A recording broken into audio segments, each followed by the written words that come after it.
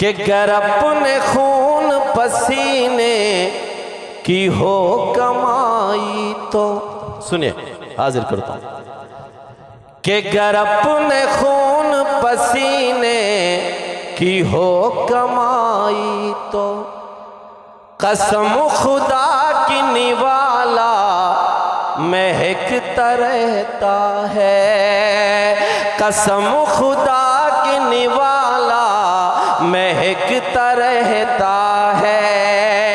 न ऐसी कार न बंगलों से और न महलों से,